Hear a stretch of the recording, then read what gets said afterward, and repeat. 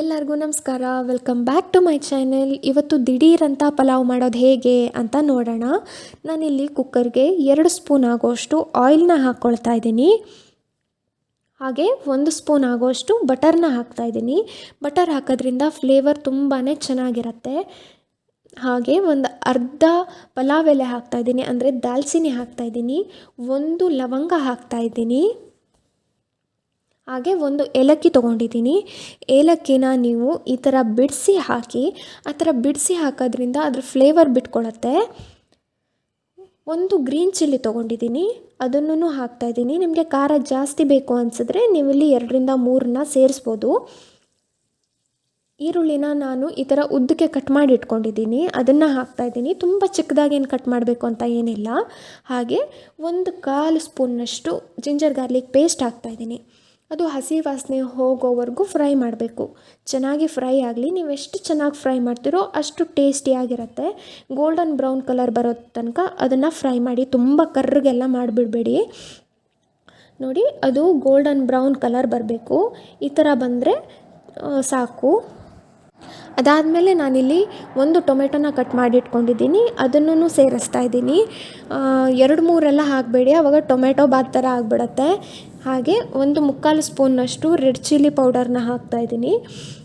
ಹಾಗೆ 1/4 ಸ್ಪೂನ್ನಷ್ಟು ಧನಿಯಾ ಪೌಡರ್ನ ಹಾಕ್ತಾಯಿದ್ದೀನಿ. ಸ್ವಲ್ಪ ಪಲಾವ್ ಪೌಡರ್ನ ಹಾಕ್ತಾಯಿದ್ದೀನಿ. 1/4 ಸ್ಪೂನ್ನಷ್ಟು ಹಾಕ್ತಾಯಿದ್ದೀನಿ. ನೀವು ಬೇಕಿದ್ರೆ ಇಲ್ಲಿ ಅರ್ಧ ಸ್ಪೂನ್ನು ಹಾಕ್ಬೋದು.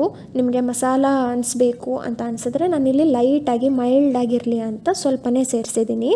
ಎಲ್ಲನೂ ಚೆನ್ನಾಗಿ ಮಿಕ್ಸ್ ಮಾಡೋಣ. ಅದು ಆಯಿಲಲ್ಲೇ ಚೆನ್ನಾಗಿ ಫ್ರೈ ಆಗಬೇಕು.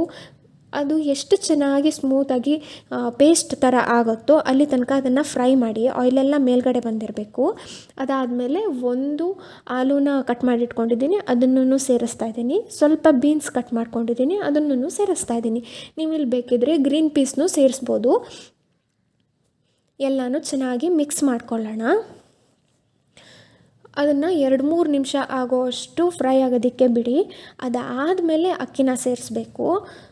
ಅದು ಇವಾಗ ಚೆನ್ನಾಗಿ ಫ್ರೈ ಆಗಲಿ. ನಾನಿಲ್ಲಿ 1 ಲೋಟ ಅಕ್ಕಿ ತೊಗೊಂಡಿದ್ದೀನಿ, ಅದನ್ನು ಹಾಕ್ತಾಯಿದ್ದೀನಿ. 1 ಲೋಟ ಅಕ್ಕಿಗೆ 2 ಲೋಟದಷ್ಟು ನೀರು ತೊಗೊಂಡಿದ್ದೀನಿ. ಎಕ್ಸಾಕ್ಟ್ ಡಬಲ್ ತೊಗೋಬೇಕು ನೀರನ್ನ. ಇಲ್ಲಿ ರುಚಿಗೆ ಎಷ್ಟು ಬೇಕೋ ಅಷ್ಟು ಉಪ್ಪನ್ನು ಸೇರಿಸ್ತಾ ಇದ್ದೀನಿ. ನೋಡಿಕೊಂಡು ಹಾಕಿ, ಒಂದೇ ಸಲ ಜಾಸ್ತಿ ಹಾಕಿಬಿಡಬೇಡಿ, ನೋಡಿಕೊಂಡು ಆ್ಯಡ್ ಮಾಡ್ಕೊಳ್ಳಿ. ಹಾಗೆ ಫ್ಲೇಮನ್ನ ಹೈಯಲ್ಲಿಟ್ಟು ಅದು ಕುದಿಯೋದಕ್ಕೆ ಬಿಡಿ. 5 ನಿಮಿಷ ಬಿಟ್ಟರೆ ಅದು ಚೆನ್ನಾಗಿ ಕುದಿಯುತ್ತೆ. ಅಲ್ಲಿ ತನಕ ಅದು ಕುದಿಲಿ. ಅದಾದಮೇಲೆ ಕ್ಲೋಸ್ ಮಾಡಿ. ಫ್ಲೇಮನ್ನು ಮೀಡಿಯಮ್ಮು ಅಥವಾ ಲೋದಲ್ಲಿಡಿ. ಹೈ ಫ್ಲೇಮಲ್ಲಿಟ್ಟು ಲಿಡ್ನ ಕ್ಲೋಸ್ ಮಾಡಬೇಡಿ. 3 ವಿಸಿಲ್ ಆದಮೇಲೆ ನೋಡಿ, ಈ ಥರ ಆಗಿದೆ ಪಲಾವು. ಎಷ್ಟು ಕಲರ್ಫುಲ್ಲಾಗಿ, ಎಷ್ಟು ಟೇಸ್ಟಿಯಾಗಿದೆ. ನೋಡೋದಕ್ಕಂತೂ ತುಂಬಾ ಚೆನ್ನಾಗಿದೆ. ನೋಡಿ ಎಷ್ಟು ಚೆನ್ನಾಗಿ ಬಂದಿದೆ. ನೀವು ಒಂದ್ಸಲ ಟ್ರೈ ಮಾಡಿ ನೋಡಿ, ತುಂಬಾ ಟೇಸ್ಟಿಯಾಗಿರುತ್ತೆ, ತುಂಬ ಚೆನ್ನಾಗಿರುತ್ತೆ. ಈಸಿಯಾಗಿ ಕ್ವಿಕ್ಕಾಗಿ ಮಾಡಿಬಿಡ್ಬೋದು. ನೋಡಿ, ನಿಮಗೆ ಈ ರೆಸಿಪಿ ಇಷ್ಟ ಆಯಿತು ಅಂತ ಅಂದರೆ ಪ್ಲೀಸ್ ಲೈಕ್ ಮಾಡಿ, ಶೇರ್ ಮಾಡಿ, ಹಾಗೆ ಸಬ್ಸ್ಕ್ರೈಬ್ ಮಾಡಿ. ಮುಂದಿನ ವಿಡಿಯೋದಲ್ಲಿ ಸಿಗೋಣ. ಅಲ್ಲಿ ತನಕ ಬಾಯ್.